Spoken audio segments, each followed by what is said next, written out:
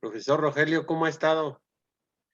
Hola, buenas tardes, qué gusto, Sergio. Igualmente. Maestra María Elena, no tengo el gusto, pero mucho gusto. Mucho gusto, profesor María Elena. Cervantes. Acá en México la esperamos con mucho cariño. Gracias, profe, gracias. Es su casa de todos. Sí, profe. Tú, Sergio, ¿en dónde estás ahora? En Guadalajara. En Guadalajara. Pareciera ¿Cómo que va con el estuviera Congreso? en Ya cerca. Inglaterra. Sí, por eso te pregunto. Profe, yo estuve en Aguascalientes y cuando fue el Congreso de Mérida también. Ah, formidable. 2016, 2017, a ver, 2017. Muy bonito México. Y Sí, lo mejor es las personas que tiene. gracias. Tengo buenos recuerdos de México, profe, sinceramente. Y acá en Guadalajara, si nos haces el honor de visitarnos, vas a estar en la capital del tequila. Oh. Todos, claro. Eso Bienvenidos. está bueno. Gracias, Y del profe. mariachi. Igual. Gracias, Y del gracias. mariachi. Y de los charros. Sí. Y vamos a comer chile en nogada, así es, ¿no? Así mismo Sí. es, profe. Sí. De hecho, septiembre es el mes en el que por costumbres patrias, es donde más se come chile en nogada. Una delicia. Sí, y el chile en nogada el más rico es en el estado de Puebla, pero sí se cocinan muy ricos chiles en nogada prácticamente en todo México. Ya está cerquita el Congreso de Guadalajara, ¿no? Ya poquito, 2 meses. 2 meses, así es. Meses. Lucía. Ya es casi las 6. Profe, Ya nos casi. Falta, sí, 2 minutos. 2 minutos. 2 minutos. Ajá, después que abra mi power, ¿no? ¿Cómo hago? Abro aquí primero. Ya tenemos gente conectada.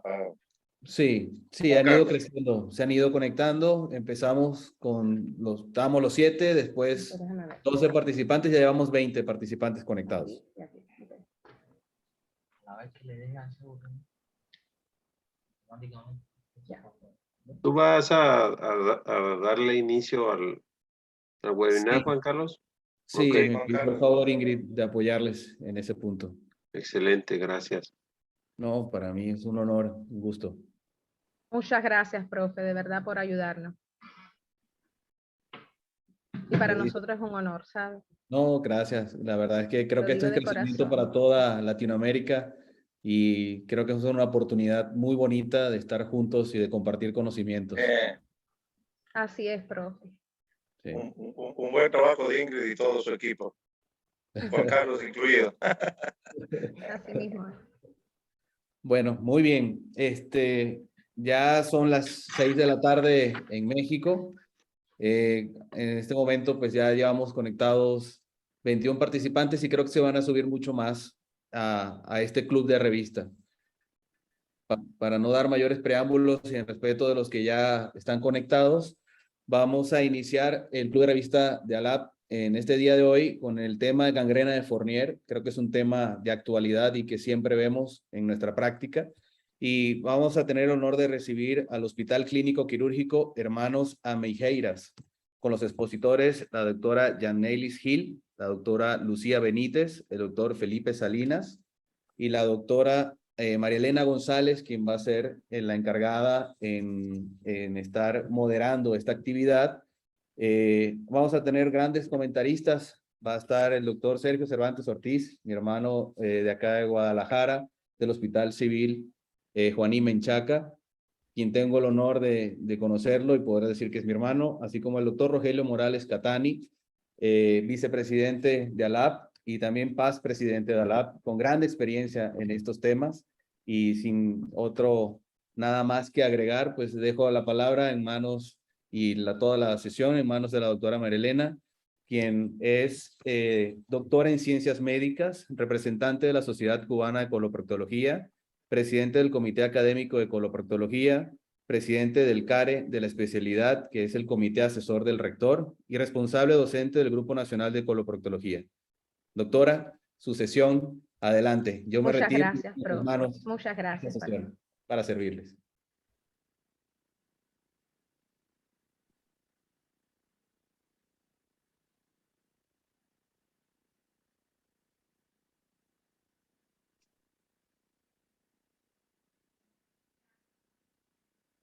Estoy compartiendo pantalla. Buenas noches o buenas tardes en dependencia donde residan. Hoy le corresponde a Cuba realizar la actividad de ala educativa, club de casos y revistas.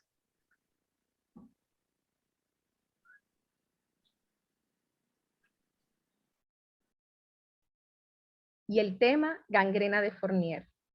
Antes de comenzar, quisiéramos agradecer a la LAC educadora, y en particular a la profesora Ingrid Melo por su dedicación y apoyo a esta actividad.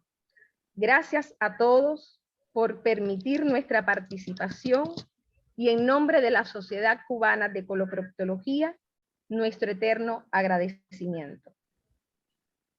Es un honor contar con la presencia de los profesores Rogelio Morales Catani, postpresidente de la Sociedad Ecuatoriana de Coloproctología, actual segundo vicepresidente de la LAC, profesor del Hospital Clínica Kennedy, Alborada, Guayaquil, y del profesor Sergio Cervantes Ortiz, con maestría en la investigación clínica, miembro de la Junta Académica de la Especialidad de Coloproctología del Hospital Civil Juan Menchaca de Guadalajara.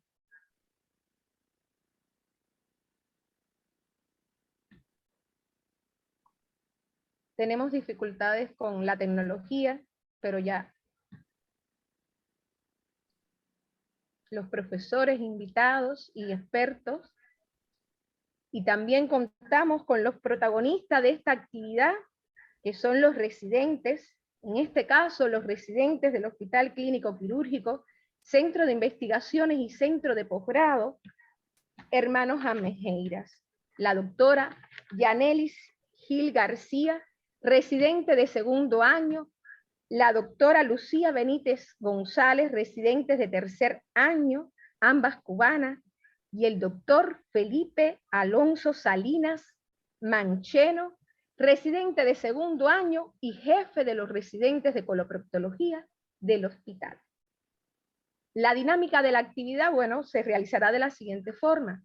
Primero se realizará la presentación por parte del doctor Salinas del caso clínico. Después los expertos darán sus opiniones, sus sugerencias. En segundo lugar, la doctora Lucía presentará una revisión de un artículo publicado en una revista.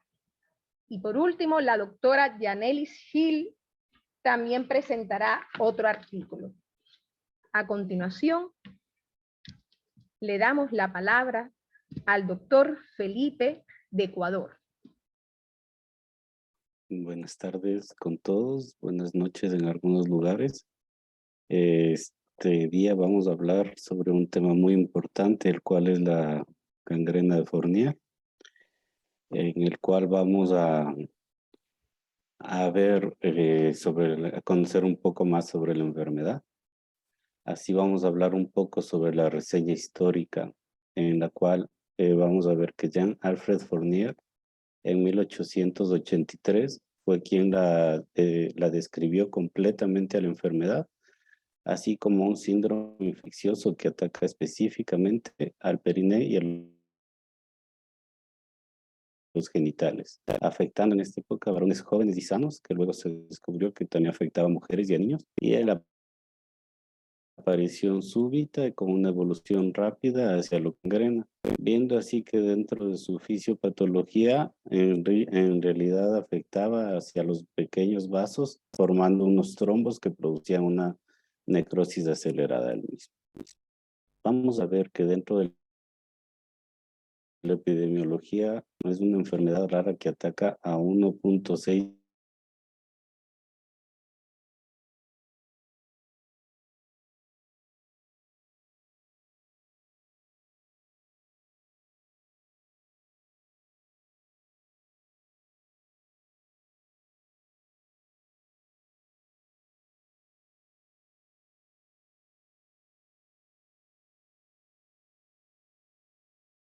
totalidad, y la Ya sí. diabetes y el alcoholismo, que son los otros dos factores principales, tienen un potencial de un 40% de la No, letalidad pero de la va ahí, misma.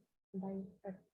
Conociendo esta pequeña reseña, vamos a ver que en sí el caso clínico que tenemos es un caso de una paciente femenina de 52, una diabetes mellitus tipo 2 y una hepatitis autoinmune, la cual le deja como una secuela, una siringomielia más una paraplegia. Con lo cual la paciente por su encamamiento prolongado sufre una úlcera de presión, que podemos ver la imagen en la diapositiva, presentando los bordes regulares, con una lesión ulcerada profunda, la cual recibió tratamiento con curas locales y con tratamiento antibiótico, recibiendo ciprofloxacina de 500 miligramos vía oral cada 12 horas. Sin presentar una mejoría, la paciente acude al hospital ya con sus complicaciones, y así llega a nosotros presentando en el examen físico la lesión ulcerada, que era de la úlcera de presión, la cual medía 4 centímetros, tenía los bordes regulares y esta presentaba ya facelos necróticos. Esta a su vez comunicaba con una lesión más grande, que es la que podemos ver aquí en la diapositiva, con bordes irregulares, las áreas de facelos de color grisáceo y de color negruzco, la cual infiltraba profundamente, ocupando lo que es piel, tejido celular subcutáneo y las aponeurosis. Vamos a ver que esta lesión presentaba una secreción fétida y a su vez presentaba la piel de los bordes laterales, un eritema marcado y unas crepitaciones en su lado. En esta aproximación de la imagen podemos ver cómo las áreas de tejido necrótico están más extensas y son profundas, y se podría ver las áreas necróticas, que son el efecto de la trombosis que se produce en los tejidos. El tacto rectal, que es muy importante para nosotros como coloproctólogos, pudimos observar que el esfínter de la paciente tenía una hipotonicidad presentada por sus propias enfermedades asociadas. Y lo importante era que las paredes del recto no se encontraban perforadas a sí mismas. En los estudios paraclínicos que se le pidió a la paciente, encontramos una química sanguínea con una glucemia de 12 milimoles sobre litro, que traduciéndolo a gramos sobre decilitro nos presentaba en 460, y una creatinina de 110 micromoles sobre litro, que traduciéndolo a miligramos sobre decilitro nos daban de 1.6. El hemograma estaba en una hemoglobina de 8.2 gramos sobre litro, un hematocrito de 0.27 y una leucocitosis de 24,000. Un potasio de 5.6 y un sodio de 135. Dentro de los signos vitales, en este caso, era muy importante que la paciente no tenía una alteración ni de la temperatura, ni la frecuencia cardíaca, ni la respiratoria, ni ningún otro factor, con lo cual se decidió llevar a la paciente de urgencia al salón de operaciones, donde se le va a realizar una necrectomía amplia previo a un lavado de la herida con 5 litros de solución salida asociado con peróxido más iodopovidona, y extendiéndonos 5 centímetros por fuera de lo que es el tejido necrótico que se encontró, y realizando una fijación del ano con un puente cutáneo que se pudo rescatar en este caso para tener una mejor fijación del mismo. Luego de esto, la paciente ingresa a terapia intensiva, donde se maneja su tratamiento antibiótico con metronidazol, con vancomicina y con amikacina. También asociándolo así, nandroparina para producir los efectos, contrarrestar los efectos trombóticos de la enfermedad, y ya recibiendo lo que es el microbiológico, que nos reportaba una Klebsiella multiresistente a su antibiograma. Con esto se planifica una reintervención quirúrgica a las 48 horas después, encontrando una paciente en mejores condiciones, con signos vitales dentro de los parámetros normales, estado metabólico normal, corregido los electrolitos, corregido el desequilibrio hematológico, ya transfundida la paciente, y como podemos ver en la imagen superior del lado izquierdo, El tejido necrótico ya está casi inexistente, la secreción no estaba fétida para esta ocasión. Le realizamos un nuevo lavado y pequeño debridamiento de las áreas necróticas. En esta paciente, considerando su encamamiento prolongado y su hipotonicidad del esfínter, llevamos necesario ver en realizarle la colostomía derivativa para preservar la herida y mejorar las condiciones locales del herido. Se realizó curaciones diarias con iodopovidona y con solución salina, y luego se le realizó a la par se le realizó 10 sesiones de cámara hiperbárica, con la cual la paciente va a presentar una evolución mucho más favorable, presentando tejido de granulación que fue cicatrizando. En sí, los pasos que llevamos a esta paciente fueron, en resumen, ¿no?, la corrección de los trastornos hidroelectrolitos y metabólicos y hematológicos, el debridamiento quirúrgico fijándonos con el puente cutáneo hacia lo que es el ano, y la ostomía derivativa, que en todos los casos no se debe realizar, pero este caso era un caso importante por sus enfermedades de base. La antibiótico terapia que se debe utilizar, que tiene que ser una triple terapia, y irnos a unos agentes variables. La oxigenación hiperbárica, la cual no se administra en todos los centros hospitalarios, pero gracias a que el Hospital Hermanos Amijeiras posee la misma, le administramos las 10 sesiones presentando una mejor cicatrización, y con lo cual se solicitó ya una interconsulta a lo que es cirugía reconstructiva, presentando y realizando lo que es un injerto libre de muslo hacia la área afectada. Así presentamos una evolución en las siguientes imágenes, como el tejido necrótico que estaba infiltrando con su piel eritematosa y con sus crepitaciones, las cuales luego fueron debridadas en su totalidad, como se puede ver en la imagen de la mitad que estoy señalando. Se realizó una limpieza adecuada y agresiva para luego presentar una mejoría en sus 24 horas, en sus 48 horas después del primer acto químico. Luego de la misma y de las sesiones de la cámara hiperbárica, podemos ver cómo el tejido de granulación y la cicatrización se ven mucho mejor. El tejido ya no tiene secreciones y presenta un rápido avance en el tejido de granulación. La imagen del medio presentamos lo que es ya el injerto libre, donde se le colocó gracias al servicio de cirugía reconstructiva, y viendo en la última imagen un proceso de cicatrización ya adecuado para la paciente continúa con su colostomía y la paciente en mejores condiciones. La paciente al momento viva en buenas condiciones y tratándose de sus enfermedades asociadas. Eso es todo. Muchas gracias con todo. Profe María Elena. Profesor Morales, ¿usted qué puede decirnos de la conducta, tratamiento, en cuanto a su experiencia, profe, de los antibióticos, la colostomía, la realización de la colostomía como tal, injerto o dejar crecimiento por segunda intención, el uso de la oxigenación hiperbárica? ¿Qué podría usted decirnos, profe? Bien, sí, yo primero quería comentar las primeras láminas de historia que están muy bien hechas en el sentido de cómo la descubrió Jean-Paul Fournier a la gangrena. Dijo que es una infección aguda que afecta tejidos blandos y genitales externos. ¿No es cierto? Entonces, si no hay afectación de genitales externos, sean masculinos o femeninos, como bien dijo el doctor, no podríamos catalogarlo dentro de Fournier. Podría ser una sepsis de origen perineal, en fin, cualquier otra de las presentaciones que para la práctica el tratamiento es igual, ¿no? Yo creo que el debridamiento que le hicieron estaba muy bien.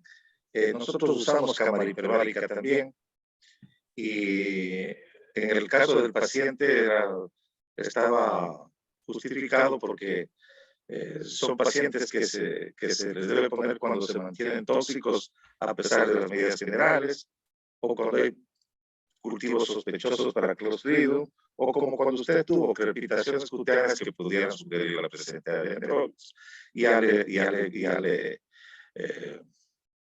Le recomienda la cámara hiperbárica, ¿no?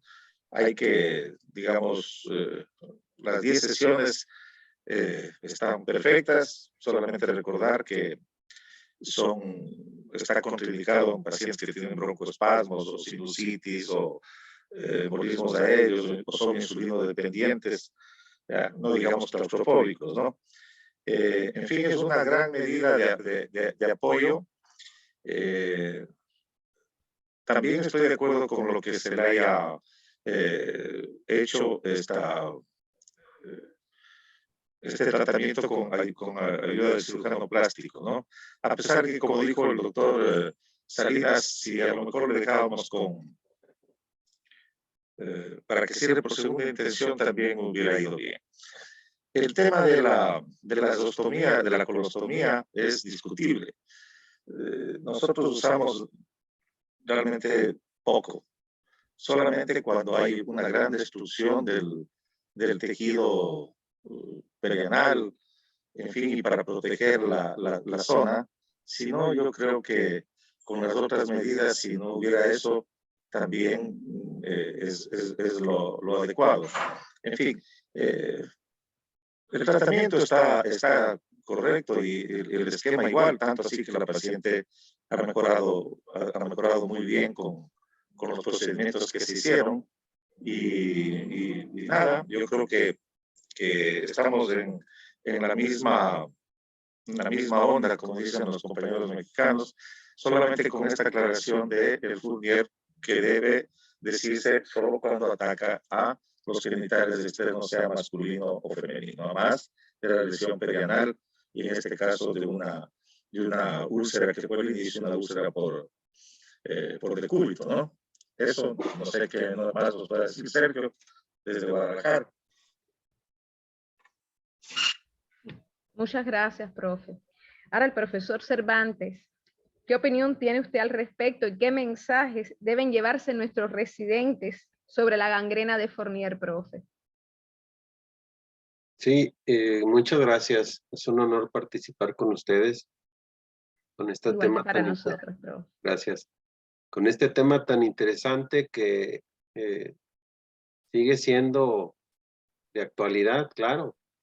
Yo recuerdo cuando fui residente, la mortalidad estaba entre el 40 y 50%, hace ya algunos años, y los avances tecnológicos y los antibióticos de amplio espectro, además de los marcadores de inflamación, nos han hecho que estos adelantos pues sirvan a los pacientes y se nos mueran menos en la actualidad. Entonces, respecto al caso, diabética, ya de por sí la paciente pues tiene un comórbido muy importante, ¿verdad? Que tienen los pacientes diabéticos un metabolismo diferente y tienden a la acidosis, pues y esto de factor empeora en cualquier situación de infección severa como es la gangrena de Fournier. Nosotros en el hospital, si vemos un paciente que llega con más de 20,000 leucos, en este caso la paciente estaba afebril, pero trae leucocitosis importante, solicitamos la determinación de procalcitonina y ahí también vemos un factor pronóstico. La conducta que sugirió el doctor Morales, totalmente de acuerdo, y con el doctor Felipe, de que tenemos que hacer una curación, un aseo quirúrgico con debridación y quitar todos los bordes necróticos extensos, ¿verdad? Eso es muy importante también.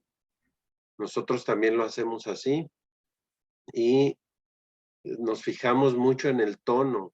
En este caso, en particular, Felipe, tu paciente tenía hipotonía, entonces está bien indicada la ostomía. Nosotros, para el manejo de la ostomía, preferimos hacer una ileostomía.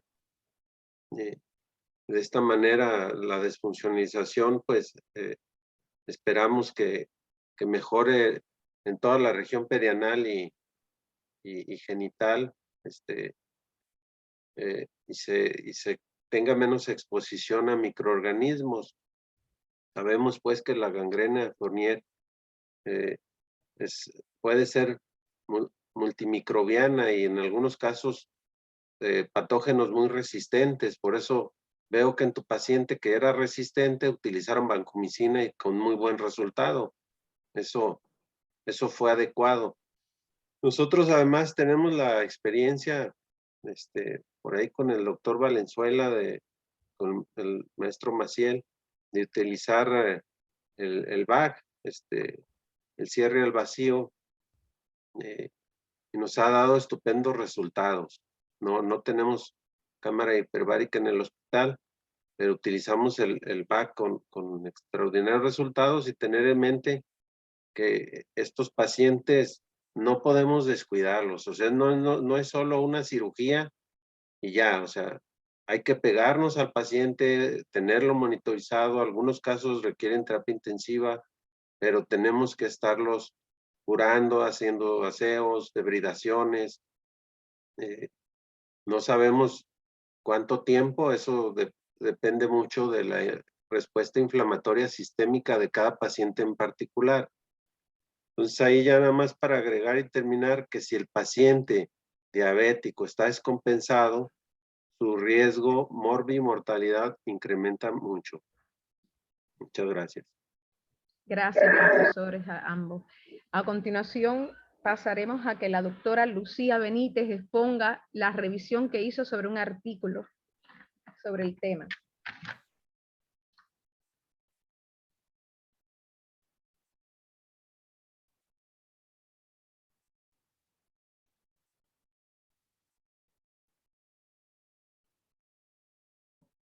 Bueno, buenas tardes o buenas noches, en dependencia del lugar donde se encuentren. El artículo que voy a exponer a continuación se titula Escala del fallo de órganos relacionado con la sepsis como predictor de la mortalidad en la gangrena de Fournier, así como la correlación del índice de severidad de la misma. Este artículo fue publicado por la revista asiática de urología en Indonesia en el año 2021. Cuyo objetivo fundamental fue determinar la función de la puntuación Q-SOFA. Dicha escala significa evaluación de la insuficiencia orgánica relacionada con la sepsis, para predecir la mortalidad en pacientes con gangrena de Fournier, con el fin de ayudar a la toma de decisiones médicas en áreas rurales y definir la posible remisión hacia una institución especializada. Se trata de un estudio analítico, observacional, retrospectivo, donde se obtuvieron datos de pacientes con gangrena de Fournier en el hospital de Hasan Sadiqi en Indonesia, desde enero del año 2013 hasta enero del año 2017, en el cual se incluyeron 69 pacientes. De estos 69 pacientes, 52 pacientes, lo cual refiere el 75.3%, sobrevivieron y recibieron un cierre primario más el injerto, mientras que 17 pacientes, que representa el 24.3% del total, fallecieron durante el tratamiento, debido a la severidad de infección, aún después de haberse realizado un debridamiento amplio.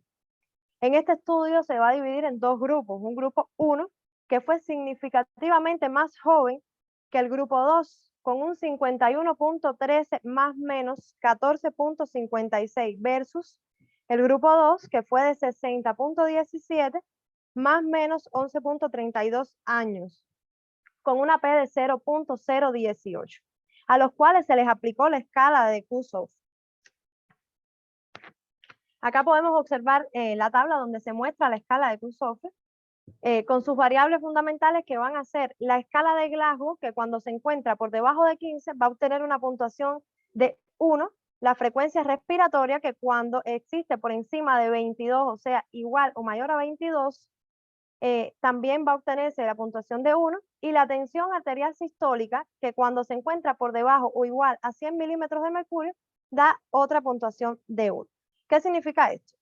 Que a estos grupos se dividen en un grupo 1 y un grupo 2. El primer grupo, donde se obtiene una puntuación de 0 a 1, que es el grupo que presenta buen pronóstico, y un grupo que presenta mal pronóstico, que es el que va a obtener una puntuación que va a estar de 2 a 3. Entonces, aquí se pudo observar cómo la tensión arterial sistólica fue menor en el grupo 2 con respecto al grupo 1, donde la escala de Glasgow fue significativamente menor en el grupo 2 con respecto al grupo 1, y que la frecuencia respiratoria fue mayor en el grupo 2 con respecto al grupo 1.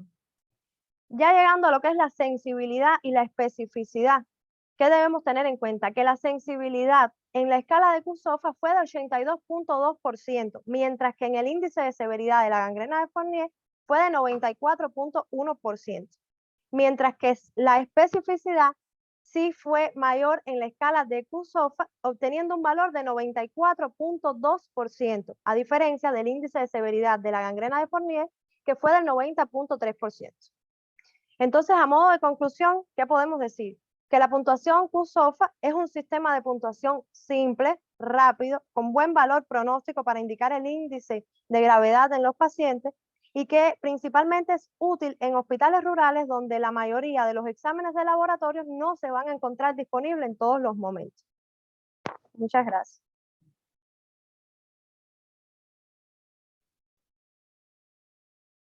Muchas gracias, doctora Lucía. Ahora le solicitamos a los profesores, el profesor Cervantes, ¿qué opina sobre el artículo?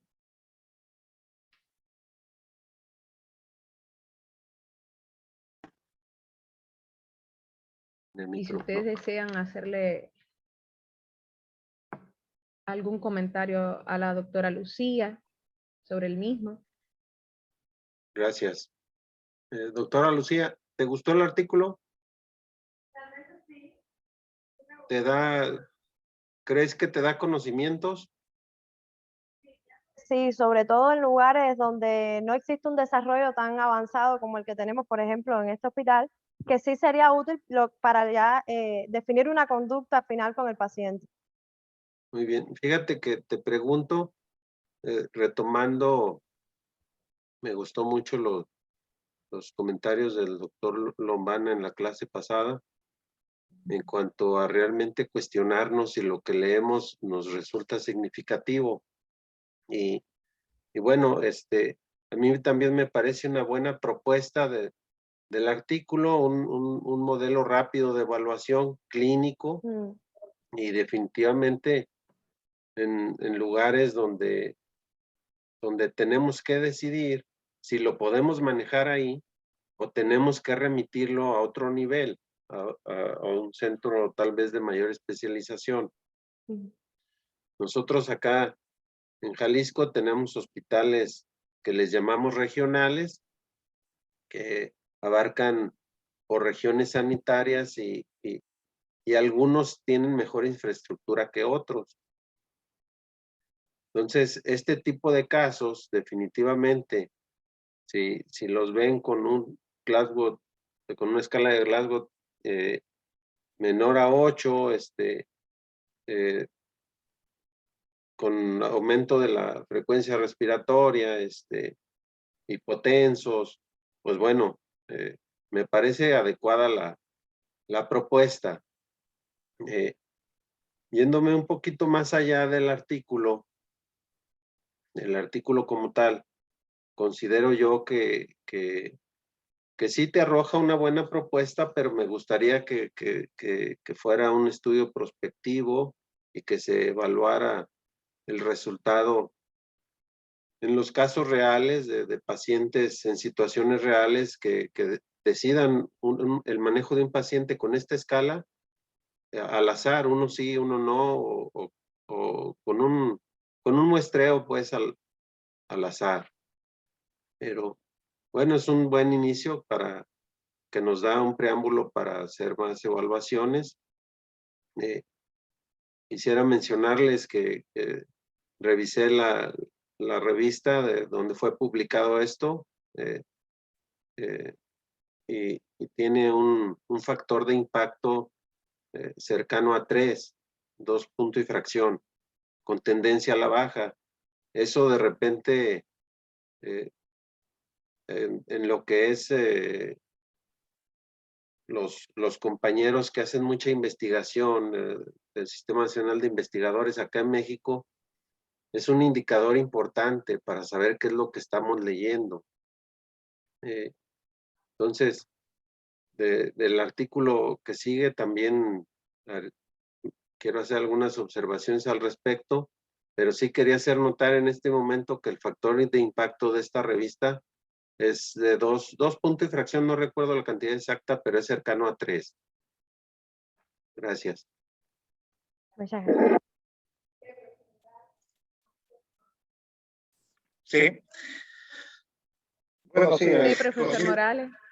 sí, coincido en que el tema no es lo mismo tratar a un paciente en un hospital de tercer nivel que uno de segundo nivel, de acuerdo con lo que dijo la doctora Lucía. Bien, es muy bueno tener presente todo tipo de estos pacientes complicados. La escala de Glasgow, el SOFA, nos ayudan en todos. Pero hay que recordar que el Fournier tiene básicamente 3 inicios. Tiene causas proctológicas, tiene causas urológicas, tiene causas ginecológicas. Entonces, viéndolo de esa manera, a veces de primera mano no somos nosotros los que vemos al paciente, sino son derivados hacia nosotros muchas veces complicados, ¿no? Y generalmente los complicados que me ha tocado ver a mí han sido más de la parte ginecológica, porque los ginecólogos normalmente trabajan con gente sana, entonces no están muy acostumbrados a este tipo de infecciones, a manejar este tipo de infecciones. Pero también hay que recordar que que la definición de shock séptico, que es como realmente viene el paciente generalmente a la consulta o a la emergencia mejor, al comienzo vienen así, como vino este paciente del doctor Salinas, con temperaturas de 38 para arriba, pero después bajan. O sea, esto es una indicación de shock séptico. Lo mismo, la frecuencia cardíaca está en 90 por minuto o más a veces, ¿no? Y la frecuencia respiratoria mayor a 20, con un PaCO2 a veces de 22 miligramos de mercurio. Es decir, es un paciente que está chocado. Los leucocitos, que suelen estar altos cuando el organismo se comienza a vencer, digo yo, más bien bajan. Entonces, todos esos factores, cuando la presión sistólica ha bajado, cuando hay disminución de la presión sistólica arterial, cuando hay acidosis láctica, oliguria, en fin, eso es un mal pronóstico para el paciente, más aún si es diabético, como el caso que nos presentaron. Y yo por eso concuerdo con dos cositas para terminar esta parte. La cámara hiperbárica en verdad es un procedimiento que hay que hacerlo cuando el paciente está estabilizado, no de inicio, ¿no? Que es como a veces se cree que el paciente grave mete a la cámara. No, yo creo que antes de la cámara hiperbárica, el VAC es fantástico. Lastimosamente no está al alcance de todo el mundo, pero nosotros, los pacientes que hemos usado VAC, han granulado perfecto, ¿no? Pero claro, tiene un costo. Entonces, esto es una evaluación clínica y quirúrgica, y el laboratorio es un apoyo, pero sin dejar de pensar en que el Glasgow, el QSOFA, lo tenemos a la mano y lo tenemos todo el tiempo. Y que el resto es el paciente el que nos está diciendo cómo están las heridas. Y a las 48 horas yo tengo unas heridas granuladas como tuvieron en este caso, yo me siento tranquilo, pero si hay progresión subcutánea, porque eso es otra de las cosas de esta enfermedad, que tiene esa característica. Normalmente el Fournier no afecta a la musculatura, es subcutáneo el tema, ¿no es cierto? Y por eso es que cuando se supera la fase aguda, cuando se ha drenado bien, cuando se ha curado, el VAC y luego la cámara hiperbárica dan esos resultados. Eso, María Elena, en esta parte. Muchas gracias, profesores. A continuación, la doctora Yaneilis presentará la otra revisión del artículo. Reiterar las buenas tardes, buenas noches a todos. Gracias por su atención.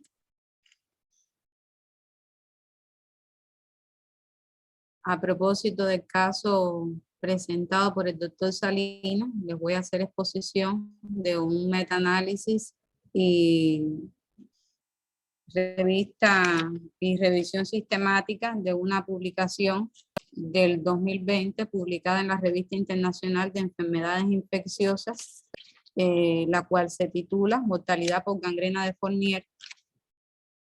Para la realización de la misma se revisaron 1.186 trabajos, de los cuales se seleccionaron 272 artículos, los cuales cumplieron con los criterios de inclusión y de exclusión, para posteriormente hacer una selección definitiva, quedando escogidos 38 artículos con una muestra de 1.990 pacientes, con un rango de 9 a 110 pacientes por estudio.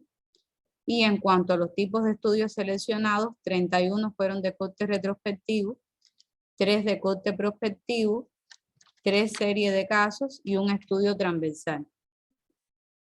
En la siguiente tabla podemos observar las enfermedades asociadas a la gangrena de Fournier como factores de riesgo en la mortalidad por la misma, en donde se observa un grupo 1, donde están los pacientes que sobrevivieron, y un grupo 2, en donde están los pacientes que no sobrevivieron, en los cuales se asociaron como enfermedades con alta tasa de incidencia, la diabetes mellitus, la afección cardíaca aguda, el fallo renal agudo y el fallo renal crónico. No siendo así, la hipertensión, las enfermedades respiratorias, las enfermedades hepáticas y otras que tuvieron una baja tasa de incidencia en cuanto a la mortalidad en la gangrena de Fournier.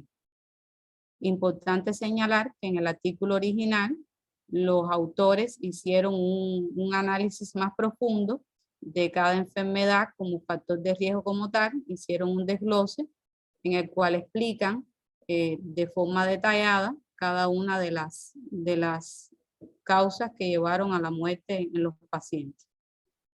En la tabla número 2 podemos observar las principales causas de fallecimiento de los pacientes con gangrena de Fournier, en donde la sepsis jugó un papel importante, siendo el factor principal en los mismos, con un 76% del total de pacientes fallecidos, seguida del fallo múltiple de órganos, con un 66%.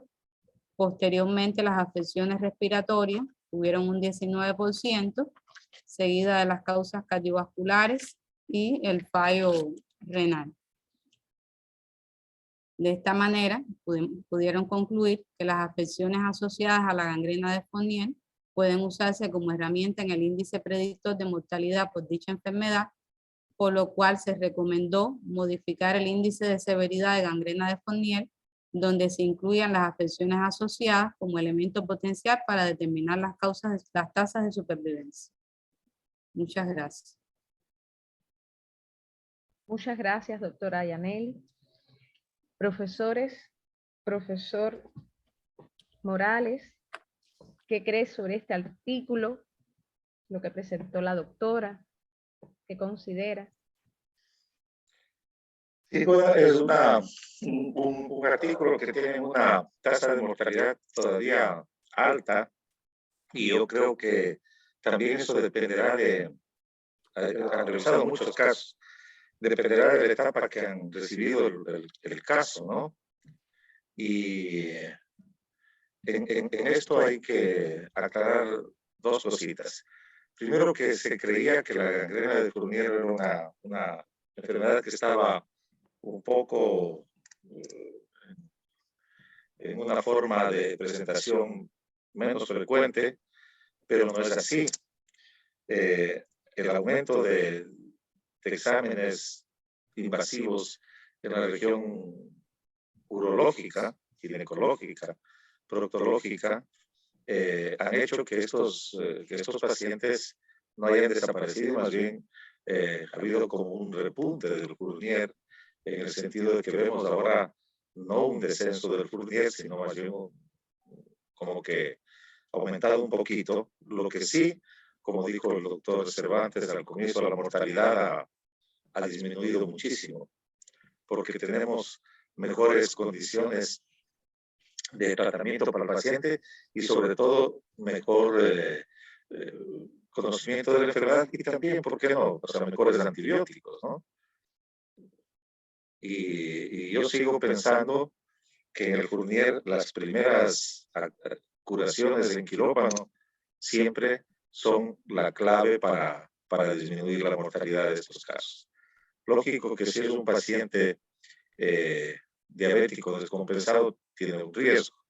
Y lo que yo he visto en los últimos 3 o 4 años es Fournier en pacientes que son VIH positivos que no sabían que eran y en otros que sí sabían y que descuidaron su tratamiento. Estas personas cuando tienen CD4 muy bajos son pacientes que se complican muy fácilmente y en un caso que lo perdí, inclusive presentó un sangrado digestivo masivo y como una forma de Kaposi que está descrito en pacientes VIH positivos como una forma ya de SIDA terminal y que se presentaron como con un absceso y con un Fournier y cuando parecía que se controla el Fournier asoman estas otras complicaciones y por esto nuevamente coincido que las pruebas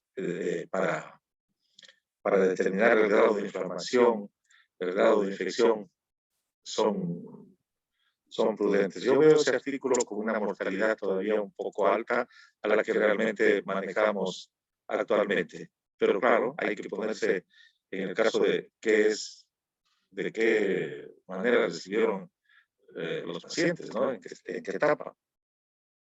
Eso, María Elena. Muchas gracias, profesor Morales. ¿Y usted, profesor Cervantes? ¿Qué nos puede decir de este artículo, su opinión, por favor? Gracias. Bueno, este artículo es un metaanálisis y fue amplia la selección de artículos que se hizo y para quedar solo en 38, esto indica que la selección fue minuciosa y adecuada. Al respecto, debo decirles que se los mencioné hace un momento, el factor de impacto de esta revista internacional de enfermedades infecciosas, jornadas, tiene un factor de impacto de 12. Entonces, eso nos habla de que es una medición que se hace a 2 años entre el número de citas que se hace de los artículos de la revista y el número de artículos, por el número de artículos que se publica en esos 2 años, entre el mismo número de artículos que se publica, y esto te da el valor, el factor de impacto. ¿Puede tener sesgos? Sí puede tener sesgos, pero bueno, sigue siendo una herramienta que se sigue utilizando para más o menos darte un indicador de la revista, su impacto, los conocimientos que te brinda, la seriedad en la selección de la información que se hace, los comités de revisión. Entonces, por eso se toma en cuenta este factor. Es una revista que me parece muy buena, arriba de 6 son extraordinarias. Entonces, esta tiene 12, muy buena revista. La revisión es adecuada y coincide en cierta manera con lo que estamos viendo hoy en día en cuanto al Fournier, a la gangrena de Fournier. Solo por mencionarlo, en el último año nosotros hemos tenido entre 5 y 6 casos. Estoy bien seguro del seguimiento de 5, en donde solo tuvimos una defunción. Eso representa cerca del 20%. pues bueno, coincidiendo con el doctor Morales, esa paciente falleció y se complicó porque su abordaje fue tardío. Por circunstancias que desconocemos, quedó a cargo del servicio de ginecología y como bien lo dice el doctor Morales, ellos tienen muchísimo menos experiencia en el manejo de estos casos, se apoyan de nosotros, pero a pesar de eso, la paciente tenía crepitaciones hasta abdomen, los muslos, cara anterior, posterior, estaba muy severa el proceso infeccioso y se manifestó con un choque séptico. Igual, hipotensión, fiebre, glucosa arriba de 600 siempre, era un proceso muy severo.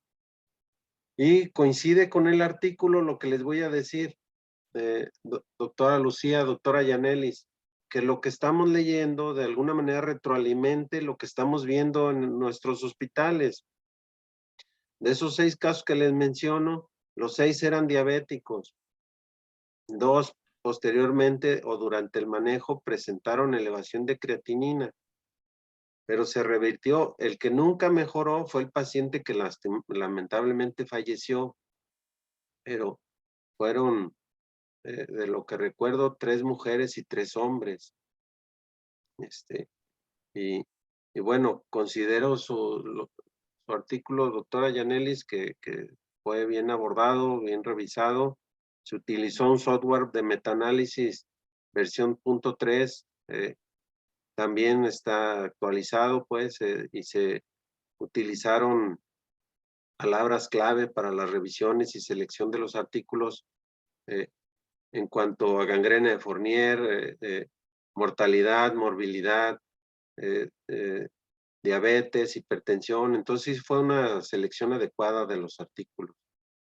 Las felicito a ambas por su exposición. Espero haber sido de utilidad. Muchas gracias, profesores. Profesores, y aquí en el chat hay algunas preguntas, son 2 preguntas que quisiera que ustedes nos ayudaran a responder. Uno es del doctor Espinosa, dice, buenas noches, en el caso de la gangrena de Fournier, ¿qué criterios se tienen en cuenta para decidir realizar una ostomía? Yo creo que de alguna forma se habló al respecto, el profesor Morales, estuvo hablando sobre el problema de la ostomía, sabiendo lo que implica para el paciente tener una ostomía, por supuesto, y alguien tiene experiencia en el uso del FlexiSeal, el tubo de silicona, profe, y colector de heces aprobado por la FDA. ¿Ustedes tienen alguna experiencia al respecto, profe? Nosotros sí no tenemos experiencia. ¿Ustedes tienen alguna? Profesor Morales y profesor Cervantes. Yo, no, con el tubo no. Sí, es decir, vale la pena recordar que lo que ya dijimos, ¿no? Las colostomías solamente se debe utilizar como medida precautelatoria. Coincido que debe ser mejor ileostomía, pues es más fácil incluso después empatarla. O cuando existe gran destrucción tisular con un compromiso interior importante, está justificado. ¿No? Y lo que no se ha hablado, que es más grave aún, que es cuando se tenga que hacer cistostomías.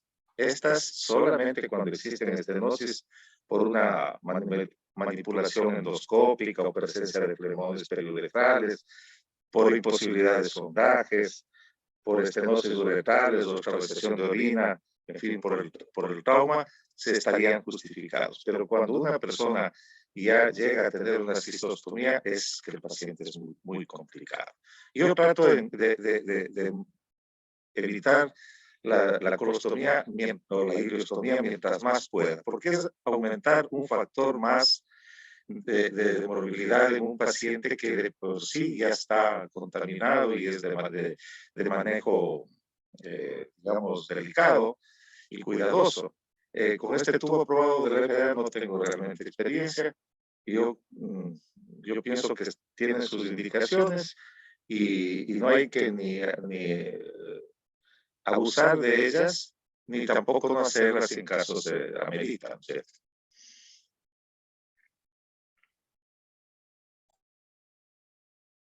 ¿Y usted, profesor Cervantes? ¿Qué opina al respecto? Gracias. Nosotros hemos utilizado este tubo endorrectal. Lo han usado, profe. Sí, en 2 pacientes. Precisamente en la paciente que falleció, que los familiares la compraron y la trajeron, y el otro fue un caso que recuerdo mucho de un paciente de arma de fuego con impacto en glúteo, que atravesó el recto y impactó en la cabeza del fémur y en el acetábulo. Entonces, en ese paciente, la verdad es que fue maravilloso la utilización del tubo. De todas maneras, hicimos ileostomía, pero la quemadura por la bala y la mejoría sí fue notoria. Entonces, sí se utilizó, pues, en ese paciente. Pero no tenemos más experiencia en el uso de este tubo endorrectal.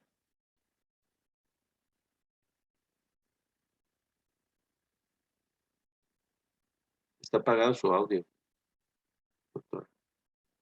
Discúlpenme. Hay otra pregunta del doctor Mario Marín, urólogo de Venezuela, que la gangrena, él plantea que la manejan con derivación urinaria y la manejan ustedes en conjunto con urología. Bueno, profe, aquí por lo menos, si hay afección de urología, por supuesto que es junto con urología.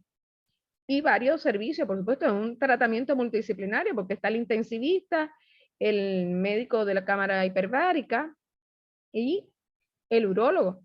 Casi siempre entran con nosotros también al salón. En este caso no tuvo tanta afectación de genitales, un poquito de labios que estaban dañados, pero el resto no. ¿Y ustedes, profesor, qué opinan al respecto? Profesor Morales y profesor Cervantes, por favor. Ustedes también lo tratan de esta forma, ¿verdad?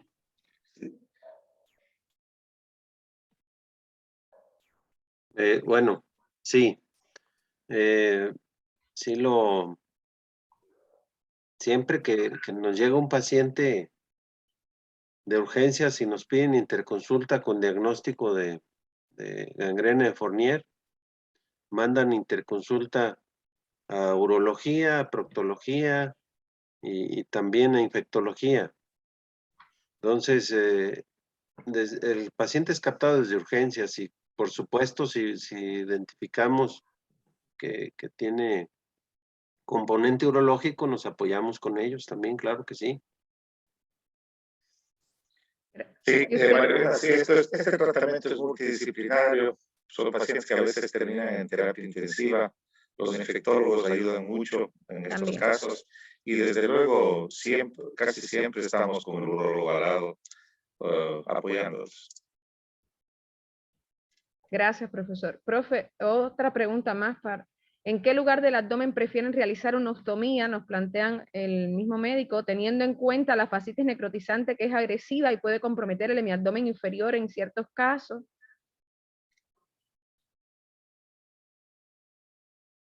¿Ustedes cómo la prefieren? El profe ahorita dijo que prefería hacer una ileostomía. Nosotros realmente acá hacemos una transversostomía, depende, hay quienes prefieren hacer una sigmoidostomía, y ustedes, profesores. Si hacemos ileostomía, hacemos al lado derecho.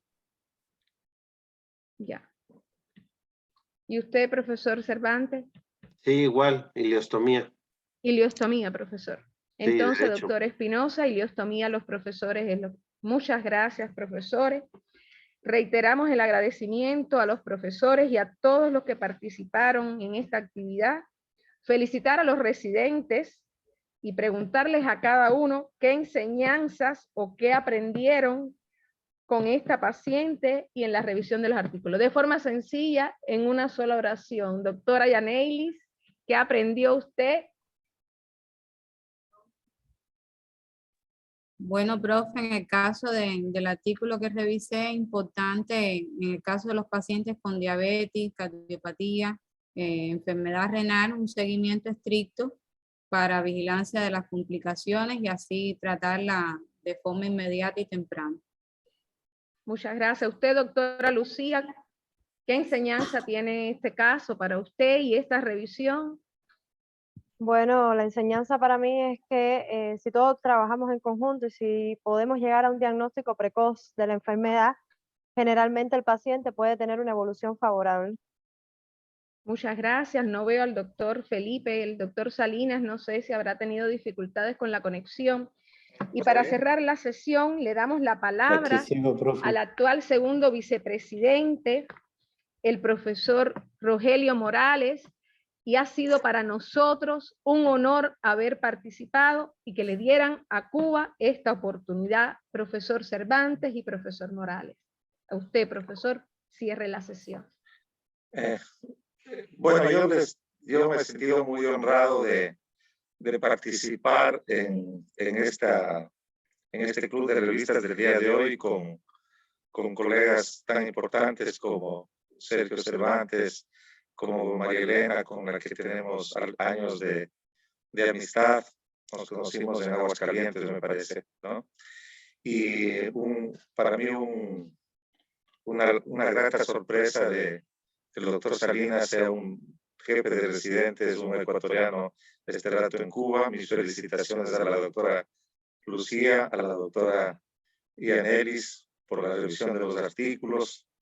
Y como segundo vicepresidente de la LAB, no me queda menos que con el honor que me ha dado de cerrar esta sesión, decirles que esta actividad de revistas que los lleva magistralmente Ingrid con su equipo es una de las actividades que más beneficio da a la educadora, por lo que yo me siento nuevamente honrado en haber participado y haberme permitido cerrar esta sesión.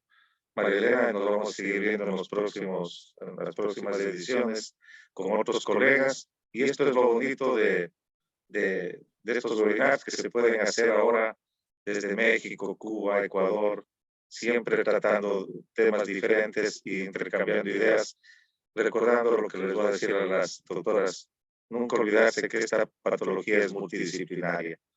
Ya no podemos tratarla solos, tenemos que necesitar de mucho apoyo, y el apoyo que nos estamos dando todos para refrescar y aprender nuevas cosas que hoy también hemos aprendido, creo, todos. Un fuerte abrazo, gracias. María Elena. Muchas gracias, profe. Muchas gracias. Hasta luego.